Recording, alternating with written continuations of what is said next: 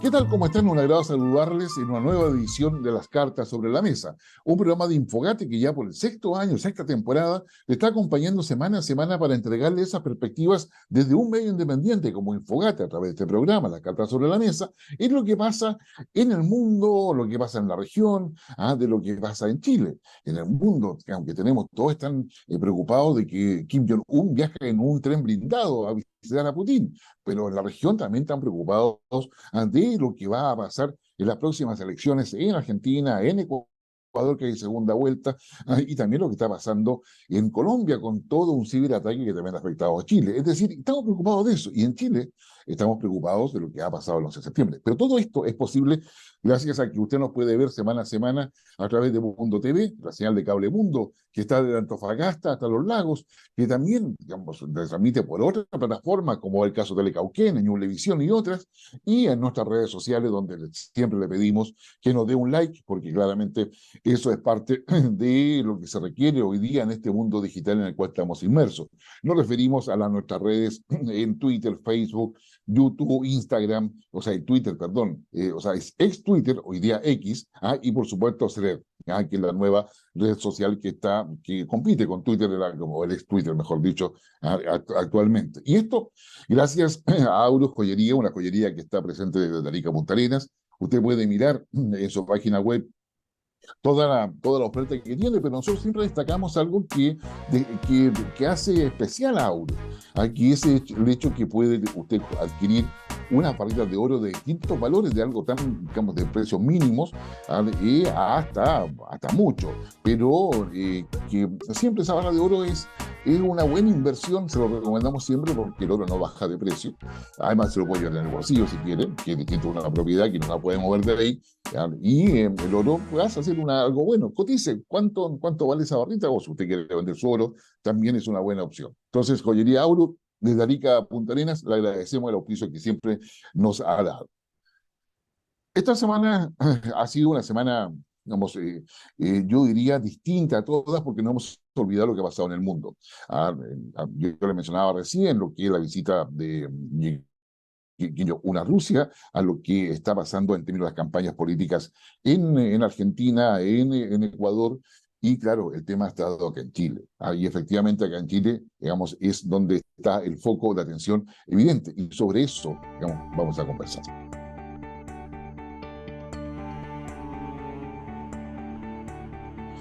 No cabe duda de que, como hemos ya dicho en más de alguna oportunidad, este mes de septiembre está marcado para Chile particularmente por una serie de eventos, más allá de las fiestas patrias, un mes importante en lo que es la historia nacional y la recordación de lo que es, digamos, el 18 de septiembre y lo que es la parada militar del día 19.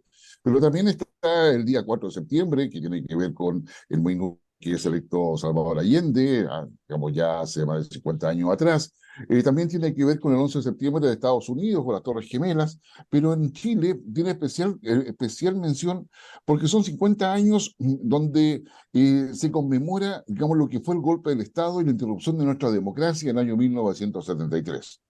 Probablemente usted ha recibido, leído, interpretado, incluso quizás discutido, pero esperamos que haya sido con tolerancia y con respeto al otro, respecto a lo que significa estos 50 años y la importancia de poder avanzar en justicia y verdad. Y esa justicia y verdad tiene que ver con la información. Bueno, para hablar sobre esos temas, me acompaña un periodista que es ya muy conocido, ya es director de La Segunda, aquí es Víctor Carvajal. Víctor, bienvenido, muchas gracias por estar con nosotros. Muchas gracias, Guillermo. Un placer estar Ya, contigo, Mireia, especialmente. bueno, bueno, ya lo ha adelantado Víctor, tenemos una invitada que yo creo que es muy relevante porque no solamente ha sido una destacada dirigente de la agrupación de familiares de detenidos desaparecidos en Chile, sino que además ha tenido un reconocimiento internacional, ha expuesto en Naciones Unidas, ha sido un aporte para el Congreso también para poder establecer la forma de poder encarar todo eso, también ha sido parte de las querellas en contra de lo que es el por la violación de derechos humanos en todo este periodo, en fin, en una larga lista. Ella es socióloga, y ha estado presente y probablemente ha sido una de las voceras de mayor relevancia en términos de poder participar no solamente en lo que es conferencias, sino que en el desarrollo de una diversidad de doctos que dan cuenta de la relevancia de este tema. Es decir, que algo y que el Estado no puede estar presente para poder avalar la detención y la desaparición de personas o el uso abusivo de lo que es la fuerza del Estado, dado que el Estado tiene el monopolio de la fuerza, del monopolio de las armas particularmente. Mireya García, muy bienvenida a las cartas sobre la mesa y muchas gracias por aceptar nuestra invitación. Gracias a ustedes. Buenos días. Bueno, Mireya, cuéntanos un poco, ¿cómo fue que llegaste a la sociología? ¿Cómo ha sido tu vida, que sea en lo personal?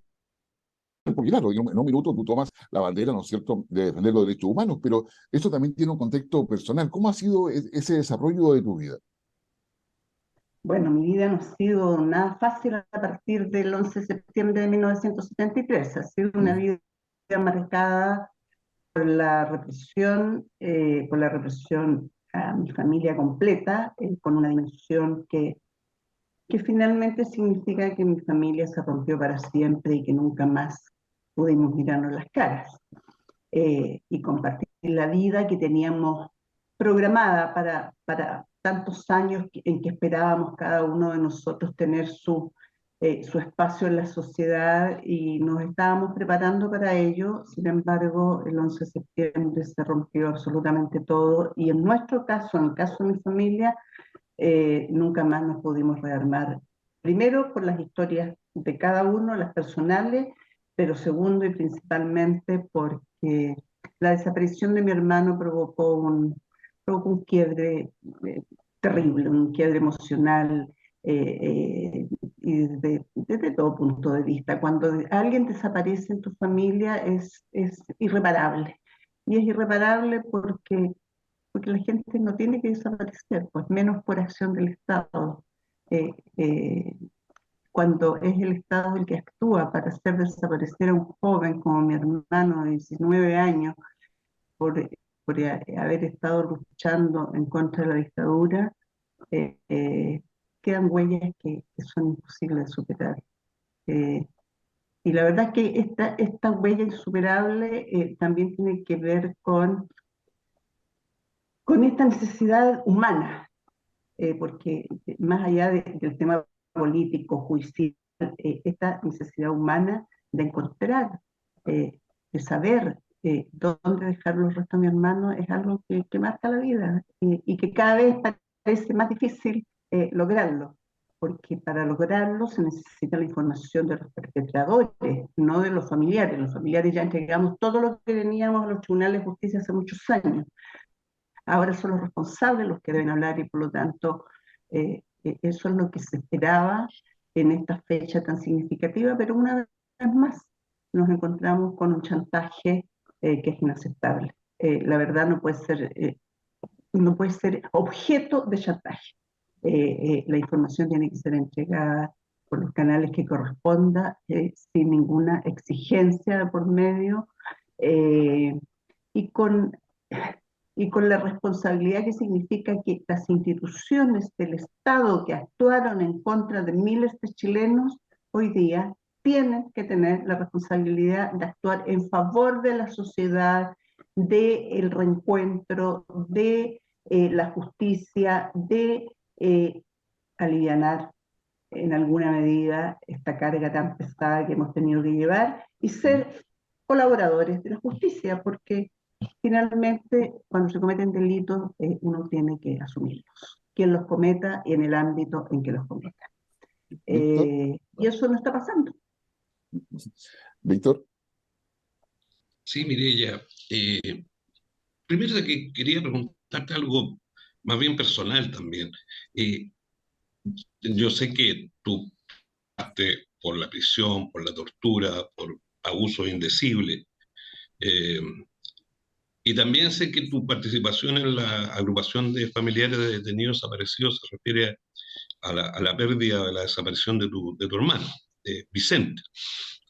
Eh, pero ¿podrías contarnos un poquito cómo era Vicente? ¿Qué hacía Vicente? Era muy joven, no recuerdo exactamente la edad que tenía cuando fue detenido. Eh, Cuéntanos un poco de él y qué ocurrió en esos días cuando él es detenido. ¿Mm? Mira, mi hermano tenía 19 años al momento de la detención. pero él fue detenido en el año 77. O sea, en el año 73 tenía 15 años. Y él hasta ahí era estudiante.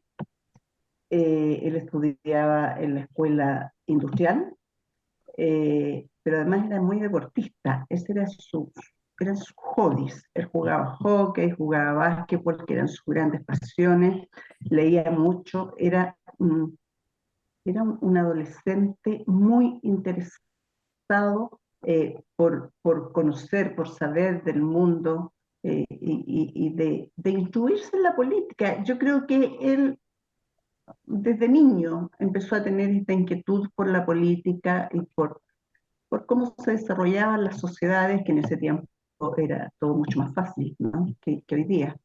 Entonces, el recuerdo que nosotros tenemos de él, yo lo vi solo hasta el año 74, cuando desde muy lejos él se despidió de mí cuando yo tuve que salir de Chile a fines del 74.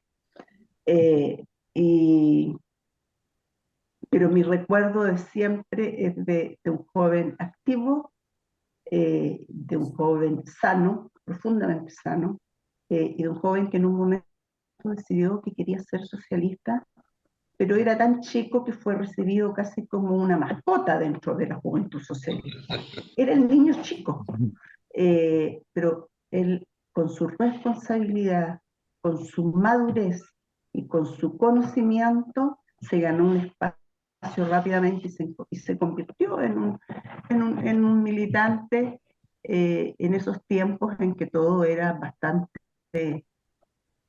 idílico, ¿no? Eran militancias de mucho ideal y de ideales y de mucho compromiso con la sociedad en que vivíamos y en el fondo lo que había detrás de ese compromiso era el deseo, era la aspiración de mejores condiciones de vida, de igualdad, de respeto entre los seres humanos, de valores, en definitiva, en los que queríamos contribuir para algo mejor.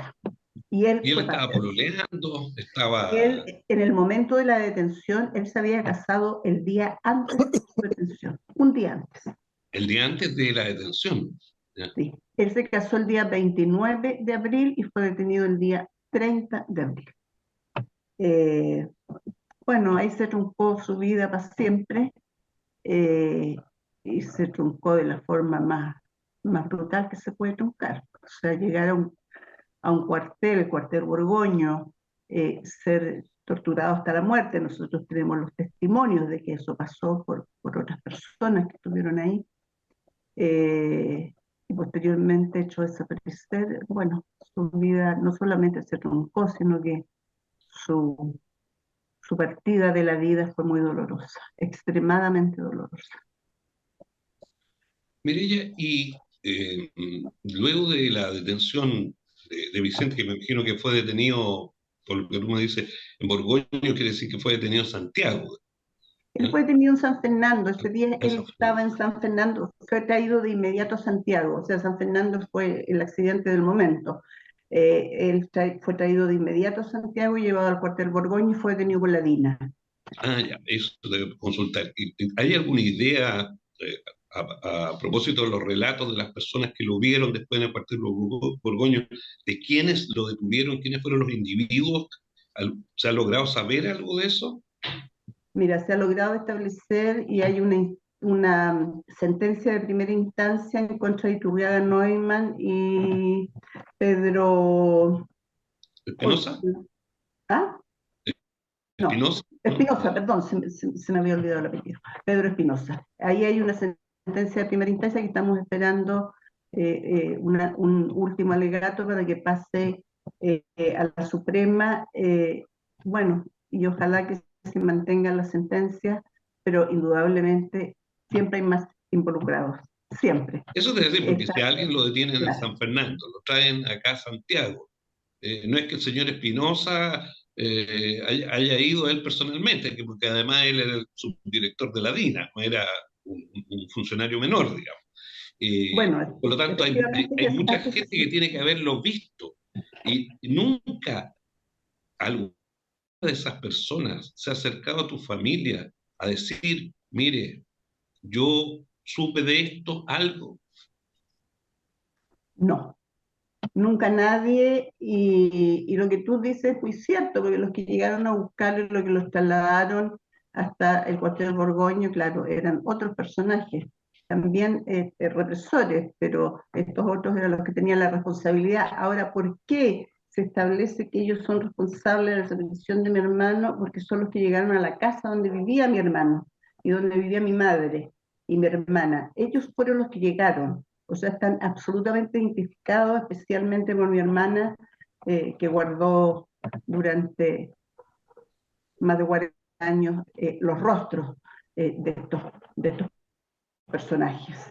Y por lo tanto es muy certera la identificación de ellos. Sí, yo creo que bueno, es un escenario que nadie pensó que se iba a vivir acá en Chile, y la brutalidad con la que muchas veces se hicieron las detenciones bajo la idea de colocar un orden político y una persecución abierta y, digamos, y declarada a todos los opositores, aliciamente, genera un cuadro. Ahora, Mireya, ¿qué ha significado? Bueno, han pasado 50 años, qué sé yo, el 47, 46 años desde la desaparición de tu hermano. ¿Cómo ves, cómo tú ponderas a la situación? Porque tú has sido una persona que ha estado eh, eh, liderando todos los procesos para evitar que esto ocurra y conocer la verdad. ¿Cuál sería tu balance hoy día? Mira, a pesar de que los logros no son todos los que necesitamos como sociedad y como familiares, yo creo que la existencia de la agrupación de familiares de detenidos desaparecidos y su trabajo durante tantas décadas, o sea, de hecho casi 50 años, ha sido fundamental para mantener en alto, para mantener vivo el drama de las víctimas de la dictadura, pero también porque abrió muchas puertas y abrió puertas judiciales que estuvieron muy cerradas y que fueron muy cómplices con los hechos represivos. eh, eh, Abrió espacios internacionales, logró la detención de Pinochet en Londres, que significó, más allá de la detención misma, significó que los tribunales de justicia se pusieran en alerta y dijeran, no, si nosotros también podemos hacer justicia. Y eso efectivamente significó un movimiento dentro de los tribunales para empezar la investigación sobre diversas causas. La agrupación ha sido un pilar fundamental en la construcción de memoria, que desde mi punto de vista es vital para poder mantener una conciencia de lo que no debe ocurrir. Eh, eh, una conciencia de lo que ocurrió, pero una conciencia de lo que no debe ocurrir y no debe ocurrir nunca más en ninguna sociedad, ojalá en este mundo tan diverso y también tan violento en distintos continentes, pero en particular en Chile esta debe ser una cruzada, debe ser un compromiso cívico, un compromiso democrático, un compromiso de vida, de que nunca más se pueden violar los derechos humanos como se violaron en dictadura. Ahora, eso se logra con varios elementos. Está el tema de la memoria, del reconocimiento, de la sanción judicial, que desde nuestro punto de vista es vital para la no ocurrencia de nuevos hechos, porque si esto es súper simple, quien comete un delito y no es sancionado se siente con derecho a cometerlo de nuevo y se siente libre para cometerlo de nuevo, uniformado o no. Esa es la lógica. Y en este caso, los uniformados tienen que pagar sus responsabilidades criminales con sanciones judiciales. Nosotros no estamos pidiendo que lo pasen pésimo, no estamos pidiendo venganza, no estamos pidiendo que los torturen como lo hicieron con nuestros familiares. No, lo que estamos pidiendo es que la justicia actúe y reciban sanciones acorde al delito cometido, no más que eso. Víctor. Mirilla, como decías hace un momentito, para los familiares que han visto desaparecer a sus seres queridos, lo más importante, tal vez, una de las cosas, sin duda, lo más importante es poder reencontrarse con ellos, con sus restos. ¿Ya? Eh, el gobierno acaba de lanzar hace pocas semanas el anuncio de un plan de búsqueda. ¿Ya? Eh, yo me imagino que ha habido muchas formas de buscar durante estos casi 50 años, digamos, son más de 1000 personas las desaparecidas aún. En este plan de búsqueda, ¿cómo ustedes han tenido alguna participación como familiares en ese plan, en la elaboración del plan? ¿Qué novedades tiene ese plan? Sabemos que va a tener recursos del Estado para poder llevarlo a cabo. Eh, en realidad es algo nuevo para poder pensar tal vez en la esperanza de encontrar más personas. Mira, el plan de búsqueda, primero, sí, efectivamente ha sido un plan que se ha construido desde el principio con la participación de los familiares de víctimas, de familiares ejecutados, detenidos, desaparecidos, presos políticos, etc. Y eso ya le da un carácter distinto a lo que habían sido antes las comisiones que se han creado y la mesa de diálogo, recordemos que también existió en nuestro país y no dio ningún resultado. Lo segundo es que es la primera vez que por lo menos se declara la responsabilidad del Estado en buscar a los detenidos desaparecidos. Y yo creo que eso es importante. No sé si va a ser exitoso o no.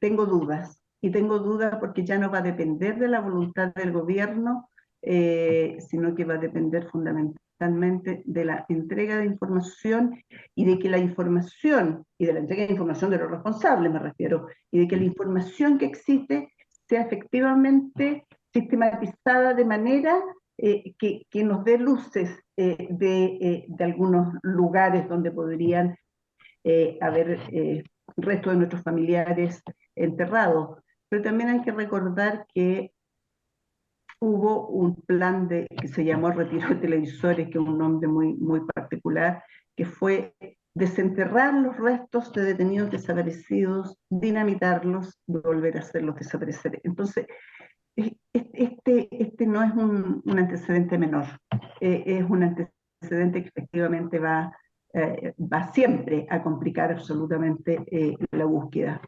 Yo en estos días que he leído tanto testimonio, leí el de una chica que es familiar de detenido desaparecido y que recibió un resto mínimo de su padre.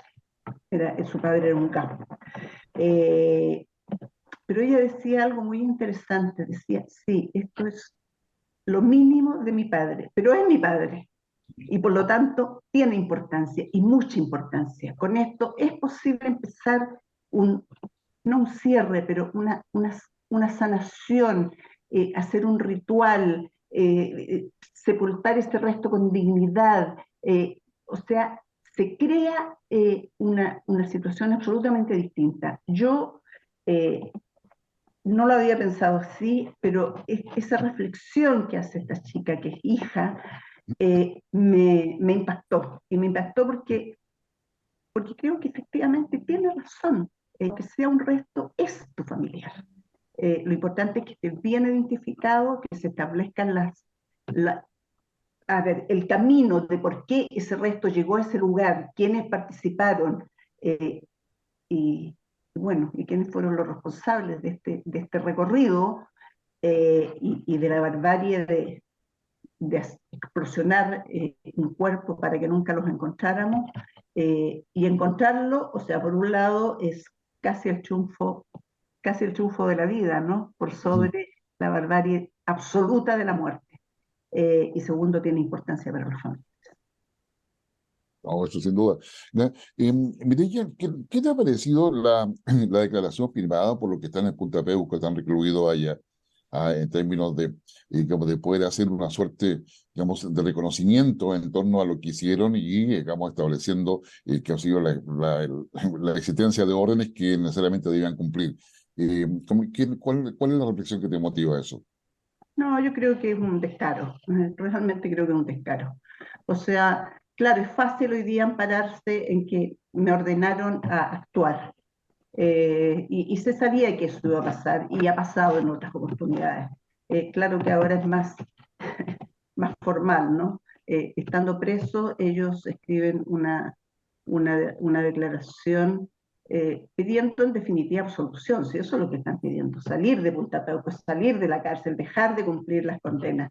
Eh, pero yo creo que el Estado de Derecho no puede permitirse una situación así, y que el sentido moral, el sentido ético de esta sociedad que aún conserva, que aún conserva bastante en relación con otras sociedades, no puede permitirse que los violadores de derechos humanos, por reconocer los hechos, pidan quedar libres. Yo creo que en esto hay que ser muy rígido.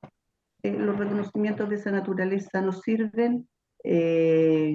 Por lo demás, son hechos ya conocidos, certificados por la justicia, certificados por las distintas comisiones. Entonces, no es precisamente un aporte a la verdad ni un aporte a la justicia.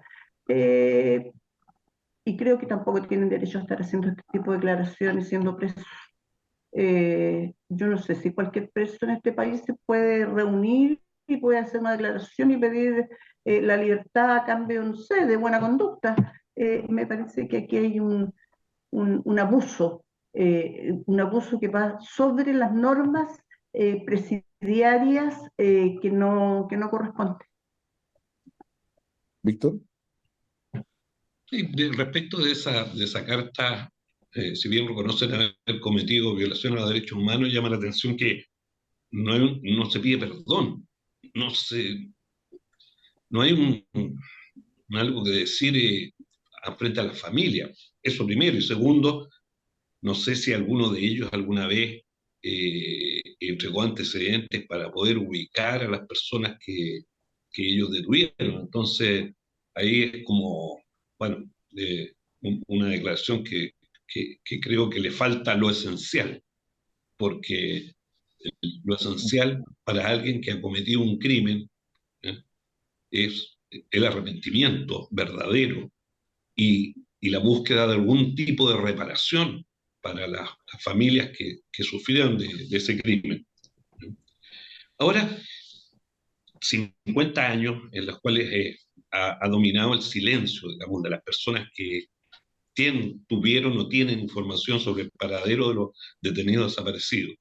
Este silencio que no se ha roto esencialmente. Entonces, ¿cómo llegar? Porque al final la información la tienen ellos, digamos, ¿eh? ¿Cómo llegar? Porque si yo he cometido un crimen tan terrible como esto, difícilmente me voy a autoinculpar si es que no estoy ya condenado, digamos, ¿eh? Entonces, ¿cómo abrir esa posibilidad de que estas personas puedan entregar alguna información? La idea es que el plan pueda apelar al anonimato, a algo, porque si no, me parece que es bien difícil que alguien que durante 50 años ha estado en silencio vaya a decir ahora, bueno, ahora voy a entregar la información que tenía y aunque me vaya preso. Mire, aquí hay como dos vertientes, diría yo, en relación a ellos, a los culpables. Una sería la entrega de información institucional, que nosotros creemos que existe. Es muy difícil que las Fuerzas Armadas no tengan la información de un periodo de 17 años de represión. O sea, no fue un año, no fue un momento, no fue un día, no, fueron 17 años. Y lo más probable es que esa información institucionalmente exista dentro de las instituciones. Y la verdad es que ese es el camino de entrega de información. Ese es el camino más corto, más seguro, con menos posibilidad de chantaje, como lo hacen los que están presos, y por lo tanto debiese explorarse esa posibilidad con mucha seriedad. Y lo otro respecto a los que están presos y que obviamente saben porque participaron, y aunque en las declaraciones judiciales nunca se hayan declarado culpables ni responsables de los hechos, ellos son responsables y por lo tanto saben lo que pasó. Yo creo que para ellos mismos, para ellos como individuos, debiese ser importante entregar la información. Creo que su resto de vida y su posicionamiento como seres humanos o como personas, porque me cuesta llamarlos seres humanos, terminaría siendo por lo menos menos cruel que el que tienen hasta ahora. Menos cruel en el sentido de que decir dónde están los detenidos desaparecidos significa de alguna manera bajar los niveles de dolor para los familiares, y para ellos debiese ser una recompensa personal, pero no pidan recompensas institucionales ni de impunidad. Eso no va con la entrega de información. Mireya, con estos 50 años y todo el despliegue que ha hecho el gobierno para esta conmemoración, digamos, se esperaba que hubiese un punto de inflexión donde hubiese una unidad respecto a lo que pasó, las consecuencias, implicancias y todo eso. Y más allá del discurso digamos, del presidente Boris, para centrarlo solamente ahí, digamos, yo creo que hay una valoración evidente y creo que hay acuerdo transversal respecto de que la democracia debe cuidarse, el respeto a los derechos humanos es una exigencia que no se puede dejar de lado. Pero sin embargo, no estaba todo, digamos, todo el espectro político ahí, salvo los expresidentes que firmaron ese compromiso por Chile, pero no estaba todo eso. ¿Cómo ves, digamos, lo que sigue? Es decir, porque en el fondo se esperaba que esto fuese una suerte de punto que nos permitiese mirar hacia el futuro. ¿Cómo ves tú esa situación? Bueno, yo creo que la sociedad chilena sigue tan dividida como estaba el año 73. Aquí no ¿Ya? ha habido un reencuentro de los distintos sectores políticos, y creo que la derecha en esta oportunidad ha jugado un pésimo rol, porque insisten no solo en negar. Felizmente hoy día se usa el término negacionista, hasta hace poco tiempo atrás no se usaba, pero ellos niegan los hechos, y cuando se niegan los hechos es muy difícil que se pueda llegar a acuerdos. O sea, tú puedes llegar a acuerdos, y todos podemos llegar a acuerdos cuando hay reconocimiento de los hechos, pero un reconocimiento honesto, no un reconocimiento manchado con una interpretación histórica que es compleja, por cierto, pero donde hay puntos comunes que los que vivimos aún todos recordamos que no fue la violencia, ni el caos, ni la no institucionalidad, ni el no respeto a la legalidad vigente en ese momento, lo que provocó el golpe de Estado. El golpe de Estado lo provocó la posibilidad de haber construido una sociedad mejor, y por lo tanto la realidad incentivada desde otros países para que no se siguiera adelante un proceso que era un proceso distinto al que Estados Unidos tenía diseñado para los países latinoamericanos. Y no reconocer eso es ser ciego. O sea, reconozcamos por qué el golpe de Estado, y a partir de eso seremos capaces de encontrarnos o no, pero establezcamos verdades que son básicas y no sigamos con este verso de la violencia, del totalitarismo, del comunismo, que la verdad es que son conceptos absolutamente alejados de lo que fue el proceso de la Unidad Popular. La Unidad Popular nunca se propuso ni construir una sociedad comunista, se propuso sentar las bases de una sociedad más justa, más igualitaria, más democrática, y en eso se supone que todos debiésemos estar de acuerdo. No hay nada malo en eso, por el contrario, significa dar un paso adelante en la construcción de sociedades más justas y mejores para todos los ciudadanos. Entonces, yo creo que la derecha, si sigue con ese discurso, va a tener que quedarse sola nomás, ¿no? Porque no se puede, nadie tiene por qué sumarse a lo que ellos quieren establecer como verdad histórica, cuando esa verdad histórica es falsa. ¿Víctor? Sí, bueno, efectivamente, yo creo que puede haber visiones distintas, valoraciones distintas de lo que fue el periodo de la Unidad Popular, pero aquí estamos hablando de otra cosa, que es una línea roja, digamos, que es cuando se cometen crímenes. No, en eso no hay, moralmente, no hay ninguna posibilidad de transar ni de reinterpretar lo que ocurre, porque cuando se cometen crímenes como los que se cometieron, o estás claramente en contra y los condenas o no. O sea, no puedes tratar de morigerar lo que ocurrió a partir de una interpretación de lo que había ocurrido antes. ¿Ya? Y en ese sentido yo creo que claramente la agrupación de familiares de detenidos, desaparecidos y todas las otras organizaciones de derechos humanos, lo que apelan a la ciudadanía, lo que apelan a todos los chilenos es, oiga, acá hubo crímenes y esos crímenes no tienen que ver con un problema de ideología, es un problema de que si usted comete un crimen, eso no tiene otra sanción que decir que usted se convirtió en un delincuente. Es lo mismo que hoy día, digamos, en otro plano, por supuesto, pero pasa cuando ah, vemos mucha asombro por el nivel de delincuencia que hay, en fin, en nuestra sociedad. Yo creo que nadie está pensando que un delincuente que comete un crimen como un asesinato, en fin, vaya a decir, oye, tal vez no era tan delincuente, digamos, tal vez no era un crimen tan grave. ¿No? Entonces ahí yo creo que no hay duda en ese punto. Pero la pregunta mía es, ¿qué pasa para el futuro? Porque la agrupación ya lleva 50 años, casi 50 años de existencia. Y las personas que han estado en la agrupación, yo he sido vicepresidenta de la agrupación, eh, han ido falleciendo por la edad. ¿No? ¿Cómo se va a sostener esta memoria? ¿Qué posibilidades hay de que esto no se vaya desapareciendo en el tiempo y quede como algo que pasó, como la revolución del año 1891, que ¿quién se acuerda ahora de esa guerra civil donde murieron 25.000 personas?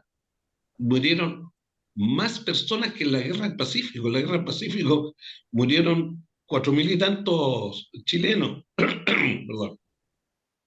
Y en la guerra civil del 91 murieron 25.000. Entonces, pero ya nadie se acuerda de eso, ni de los crímenes que se cometieron en esa oportunidad. Entonces, ¿cómo han pensado en la agrupación que permanezca esta memoria?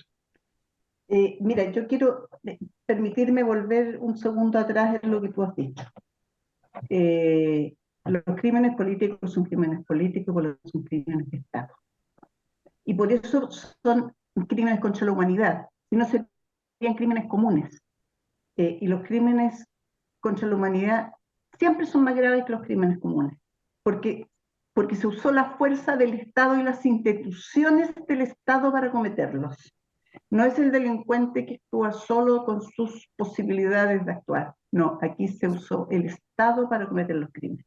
Y eso no podemos perderlo de vista.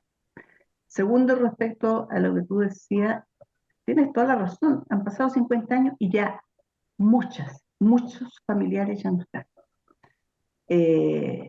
Bueno, y es doloroso que no estén, que se hayan ido como se fueron sin conocer el paradero de sus familiares, pero también es preocupante, porque no siempre se producen los recambios generacionales que uno quisiera, porque la vida también ha cambiado, ¿no? Porque cada cual tiene sus proyectos en un contexto distinto, pero a pesar de eso, en la agrupación ha habido recambio generacional, que es fundamental para que se mantenga como organización.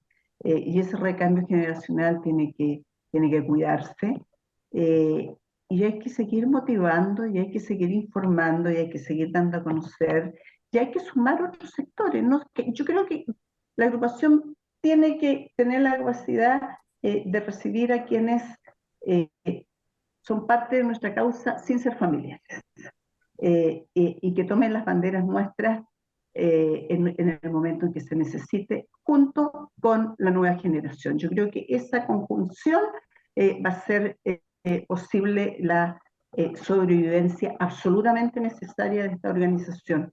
Y esperemos que en algún momento tengamos todas las respuestas exigidas y necesarias para que la agrupación tal vez no tenga sentido de existencia, y lo estoy diciendo y reitero tal vez, porque creo que la memoria es un constructo permanente y ese constructo permanente debe permanecer en el tiempo. No, yo creo que es interesante. Hoy día encontramos, mientras tú hablabas, Mireya, yo pensaba, a la fecha del golpe de Estado, digamos, y la forma de comunicación tradicional era el teléfono donde uno discaba. Probablemente, ¿te acuerdas? Uno tenía que meter el dedito y marcar cada número que se para poder comunicarse con quien tuviese teléfono, porque el teléfono también era escaso en aquella época.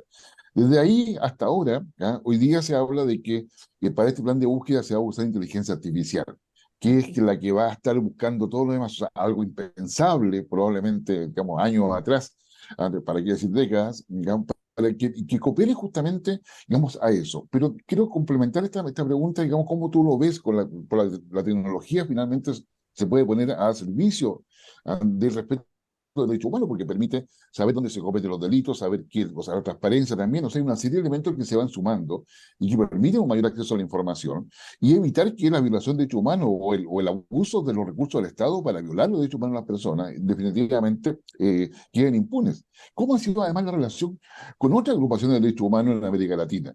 Porque hoy día vemos con estupor de que en África, por ejemplo, que sé yo, hay ya 4 golpes de Estado en menos de 6 meses, hay que ser en países, con todo lo que conlleva. Digamos, y yo creo que tú has estado en Naciones Unidas, entonces yo creo que hay una experiencia que también se ha podido compartir con otros países. ¿Ha sido así eso? Mira, con Latinoamérica se ha mantenido históricamente una relación de trabajo. ¿Mm? O sea, de hecho existe la Federación Latinoamericana de Familiares de Detenidos Desaparecidos, ¿Mm? bueno, que es una federación que jugó un rol muy importante en Naciones Unidas, principalmente con la elaboración y posterior aprobación de la desaparición forzada de personas como un crimen contra la humanidad. Y es una organización que mantiene su trabajo permanente en relación a todas las organizaciones latinoamericanas, pero fundamentalmente la relación más estrecha que tenemos nosotros con los familiares argentinos, tal vez por la cercanía física, pero con los familiares argentinos, con las abuelas de Plaza de Mayo, hay una relación, porque además hubieron chilenos desaparecidos en Argentina, detenidos en Argentina, o argentinos detenidos y ellos desaparecer en Chile. Entonces existe una relación mucho más cercana, de mucha más fuerza, de mucho ánimo mutuo. Y en eso, bueno, se encuentran distintas formas, se encuentran distintos aspectos de cómo seguir adelante esta lucha. Los argentinos nos han entregado mucho, por ejemplo, con el tema de identificación. Ellos fueron los primeros que vinieron aquí, el grupo de antropología forense argentino fueron los primeros que vinieron aquí a ayudarnos para el patio, cuando se exhumaron los restos del patio 29. Entonces, sí, existe una colaboración mutua entre los familiares de mucho afecto, de mucho cariño y de mucho compromiso. Eh, y bueno, cuando nosotros empecemos a usar la inteligencia artificial, que es algo absolutamente nuevo, ojalá podamos también transmitirla a nuestros hermanos latinoamericanos. Yo creo que va a ser un gran ayuda, o sea, si es algo que se está usando en el mundo más avanzado en términos de tecnología, yo creo que va a ser de ayuda y ojalá eso nos contribuya, porque aquí lo que se necesita son resultados efectivos, porque si llega de nuevo al establecimiento de los hechos que ya están consignados en la justicia o en los informes hasta ahora elaborados, no va a ser un resultado muy efectivo. Aquí de lo que se trata es de establecer el momento en que la persona fue detenida, el desarrollo, el camino que tuvo que recorrer, a dónde llegó, quiénes estaban en ese lugar, quiénes terminaron de asesinarlo después de torturarlo, a dónde fue llevado, si fue desenterrado, si fue dinamitado, dónde fueron enterrados esos restos dinamitados. O sea, ese camino es el que necesitamos conocer y, por supuesto, idealmente, llegar a rescatar esos restos dispersos a lo largo de nuestro país. ¿Víctor? Sí, quería consultar, Mireya, a propósito de eso, eh, como socióloga, eh, ¿alguna vez, no es que imaginaba, se ha estudiado alguna vez el tema de la maldad desde el punto de vista de la sociología? Por los hechos que ocurrieron, digamos, en nuestro país durante todos esos años, el silencio que se guarda sobre la ubicación de los detenidos desaparecidos y muchos otros crímenes, como que uno lo sobrepasa, eh, el nivel de maldad, digamos, que se comete. Entonces, ¿se ha hecho algún estudio sobre, sobre la maldad en nuestra sociedad, en esta generación? Porque somos una generación, somos los actores de todo esto, somos una generación que ya está en retirada, digamos, ¿no? Pero fuimos, así como ocurrió en la Alemania nazi, ¿eh? Eh, no sé, a lo mejor Mira, no se ha hecho. es interesante lo que tú señalas. Eh, hay hay poco trabajo en ese ámbito. Y es un ámbito importante, porque, porque también si tú investigas en relación a los grados de maldad que puede desarrollar una persona dentro de una institución para actuar en contra de otro ser humano, también puedes encontrar las claves educacionales y formativas para evitar ese tipo de comportamientos. Más allá del uniforme, más allá del uso de las armas, se puede encontrar un concepto que se integre a la mentalidad de las Fuerzas Armadas en el sentido de que, primero, no tienen por qué intervenir en las acciones civiles de una sociedad. Ellos están para otras cosas. Ellos están para defender al país de una agresión extranjera.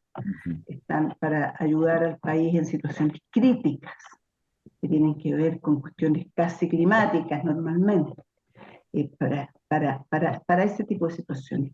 Ellos están para formarse en valores, ellos están, yo diría que el doble de impecable que la sociedad civil en general, porque tienen una responsabilidad basada en la posesión de las armas. Y por lo tanto su formación tiene que ser una formación muy, muy estricta en el valor de la vida, en el respeto a la vida eh, y en el absoluto rechazo a cualquier forma de violencia en contra del otro por pensar distinto. Ahora, ¿por qué nuestras Fuerzas Armadas llegan a esto? No olvidemos, es algo de lo que no se está hablando mucho últimamente. La Escuela de las Américas formó personas para que cometieran actos criminales. Y eso es así. Y la Escuela de las Américas la creó Estados Unidos y todavía existe con otro nombre. Antes funcionaba en Panamá, ahora entiendo que funciona en otro lado. Entonces, ¿el mundo tiene que prepararse para matar a otros seres humanos? No, el mundo tiene que prepararse para resguardar la vida de todos los seres humanos, independientemente de la posición política e ideológica que tengan. Y en eso hay que avanzar mucho. En relación a la maldad, yo creo que quien más ha pensado y ha logrado establecer algunos parámetros interesantes ha sido la Iglesia, precisamente en la época de dictadura, con sus encíclicas y lo que nos entregó en esos años, donde se defendió desde el punto de vista religioso el valor de la vida. Bueno, el valor de la vida tiene que ser defendido de todo punto de vista, también desde el punto de vista de la sociedad civil. Y fuera de las instituciones eclesiásticas que jugaron un rol tan importante y que siguen jugándolo desde su concepto de preservación de la vida, pero somos nosotros, es el Estado el que tiene que entregar estos elementos que permitan que los seres humanos nos resguardemos y no nos asesinemos entre nosotros. Mireya, ya nos va quedando, digamos, escasísimo tiempo, y te quisiera, digamos, llamar a que nos dejes una reflexión, pero con la mirada a futuro. Este programa se transmite los fines de semana por la Red Mundo TV, de Antofagasta hasta Los Ríos, más otra plataforma de cable que lo retransmiten, y Radio Unguén y Concepción también. Eh, digamos, ¿qué, qué conversación deberíamos tener en familia? O sea, porque tú tienes, has llevado el dolor, has llevado la pena, pero también has llevado la lucha por colocar los derechos humanos en la agenda no solamente política, sino de la sociedad. Entonces, ¿qué reflexión mirando hacia adelante? O sea, ¿cómo deberíamos quizás pensar en los derechos humanos, a futuro, cuando yo le explique a mis hijos, a mis nietos, que se va a los amigos, es decir, que tiene una mirada claramente cada uno de ellos del pasado, pero que todos concordamos en que hay cosas que no deberían haber sucedido y sucedieron. ¿Ya? ¿Y cuál sería la reflexión? Porque tú has tenido mucho protagonismo y mucha responsabilidad, muchos documentos asociados a todo este tema y has tenido que mirarlo por todas las aristas posibles. ¿Ya? Entonces, te quisiera pedir ese elemento. Bueno, ¿cómo deberíamos convencer esto? Mira, yo creo que lo que tú señalas, que es muy importante, que lo que tú señalas, la educación desde los primeros años es fundamental. Porque ahí es donde vamos construyendo a los seres humanos. Y a los seres humanos desde pequeñitos hay que construirlos en el reconocimiento del otro, en la paz, en los valores, en el cuidado del medio ambiente, en el cuidado del compañero que está sentado al lado, en la colaboración con el que necesita ayuda. Y todos esos son elementos que van construyendo personalidades de paz y no personalidades de guerra, no personalidades del crimen, sino que personalidades de defensa de la vida. Y bueno, y esta educación que debe empezar desde chiquititos, desde párvulos para adelante, yo digo párvulos, creo que tiene otro nombre ahora, eh, eh, permite, permite llegar a la construcción de sociedades eh, basadas en el respeto a la vida. Y de hecho, bueno, yo conozco sociedades más desarrolladas que la nuestra, donde la educación tiene un elemento, juega un elemento fundamental en esta construcción de seres humanos respetuosos. Cuando el ser humano es respetuoso con el medio ambiente, es respetuoso con los seres humanos. Por ejemplo, cuando el ser humano es capaz de dolerse por el que tiene algún problema, por el que tiene tristeza, por el que no está bien, por el que tiene una discapacidad física, estás construyendo un ser humano que no va a actuar en contra de otro. Estás construyendo personas con sentimientos, estás construyendo personas con una mentalidad que no le va a permitir retroceder de todas estas bondades que significa educar personas, educar niños y educar niñas en igualdad, en derechos y en respeto por el otro. No, bueno, yo te agradezco. Y la verdad, como hemos visto, yo creo que los dos estamos agradecidos de todo lo que nos ha señalado Mireya, particularmente porque creo que queda claro, primero, de que el tema de derechos humanos no tiene que ver con la izquierda y la derecha, tiene que ver con la humanidad, con lo que nos hace propios y específicamente distinto a todos los seres humanos del resto de la naturaleza. Y esa humanidad y ese respeto no se marca por izquierda y derecha cuando uno mira a futuro particularmente. No se marca por una polarización que tiene una base ideológica, se marca por la convicción íntima, que así te entiendo, Mireya, digamos, de que la defensa de la vida, digamos, es un valor superior que no puede, digamos, instrumentalizarse para alguna ideología o para imponer una visión de sociedad, sino que simplemente debe ser parte de nuestro constructo social, de la familia, sea una familia normal, monoparental, pero ese respeto, digamos, eso es lo que hace posible que la sociedad avance. Y yo creo que usted ha contribuido bastante a todo eso, Mireya. Bueno, yo estoy muy agradecida por esta entrevista, ha sido muy grato conversar con ustedes y espero que sea vista por mucha gente, así que vamos a difundirla. Perfecto, Mireya. Víctor, Y muy agradecida, de verdad. Muchas gracias, Mireya. Víctor, ¿algún cierre de tu parte? Sí, agradecerle a Mireia que se haya dado el tiempo para conversar con nosotros y con la esperanza de que en el futuro, con el plan de búsqueda, se logre, las personas que están buscando a sus seres queridos logren encontrarlo. Ojalá fuera todos, que también la mente, el corazón de aquellos que saben del paradero de nuestros desaparecidos se conmuevan y, y recuperen algo de humanidad, ¿no? Al decir, al decir qué pasó y dónde están, ¿no? Espero que, bueno, en el futuro nuestros hijos y nuestros nietos hagan un mundo mejor, como decía Mireia, un mundo más humano, un mundo donde crezcan sin odios y acepten la diversidad de pensamiento eh, y crezcan en paz y sin violencia, ¿eh? Yo creo que ese es el mensaje que Mireia nos da y puede proyectar la agrupación para que los próximos 50 años no se pierda la idea del valor de los derechos humanos y del valor de comunidad en nuestro país. Bueno, yo creo que estamos pues, tenemos muchas reflexiones que se las queremos dejar a ustedes, que nos sigue semana a semana ya en esta sexta temporada de Las Cartas sobre la Mesa. Lo importante es que lo relevante cuando estamos conversando de esto, no se trata de ponderar las opiniones que cada cual tiene, se trata de defender el derecho a dar una opinión.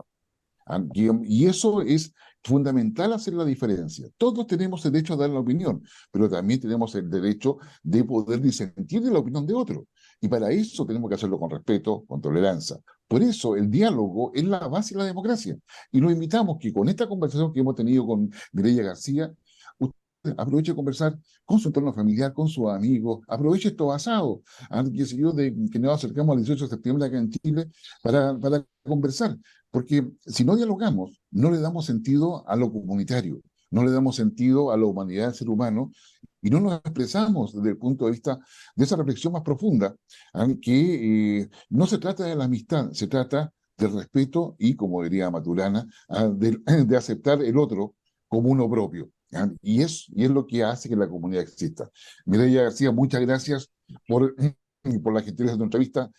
Víctor Carvajal, más que agradecido por tu presencia y acompañamiento. Y a ustedes, los esperamos la próxima semana en una nueva edición de Las Cartas sobre la Mesa acá en Infogat.